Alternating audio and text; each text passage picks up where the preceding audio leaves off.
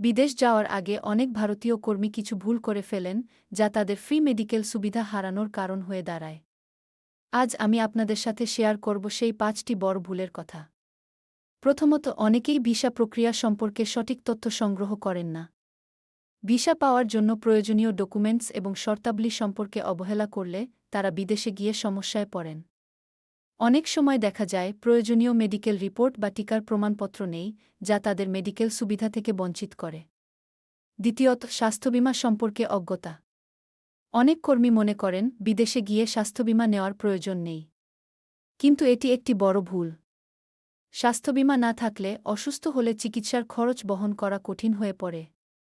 বিদেশে চিকিৎসার খরচ অনেক বেশি, তাই আগে থেকেই স্বাস্থ্যবীমা নিশ্চিত করা উচিত। তৃতীয়ত, কর্মস্থলের শর্তাবলী সম্পর্কে অবগত না থাকা। অনেক কর্মী বিদেশে গিয়ে জানতে পারেন যে তাদের কাজের শর্তাবলী এবং সুবিধা সম্পর্কে তারা কিছুই জানতেন না। এতে করে তারা মেডিকেল সুবিধা হারান। কাজের শর্তাবলী ভালোভাবে বুঝে নেওয়া জরুরি। চতুর্থত, ভাষার সমস্যা। বিদেশে গিয়ে অনেকেই স্থানীয় ভাষা বুঝতে পারেন না, যা চিকিৎসা সেবার ক্ষেত্রে বড় বাধা হয়ে দাঁড়ায়। চিকিৎসকের সাথে যোগাযোগ করতে না পারলে প্রয়োজনীয় চিকিৎসা পাওয়া কঠিন হয়ে যায়।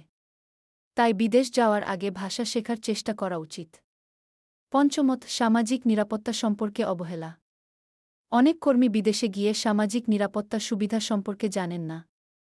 এই সুবিধা হারালে, অসুস্থ হলে বা দুর্ঘটনায় পড়লে তারা চিকিৎসা সেবা থেকে বঞ্চিত হন। সামাজিক নিরাপত্তা সম্পর্কে আগে থেকেই জানুন এবং প্রয়োজনীয় ব্যবস্থা নিন। এই ৫টি ভুল এড়িয়ে চললে বিদেশে গিয়ে আপনার মেডিকেল সুবিধা নিশ্চিত করতে পারবেন।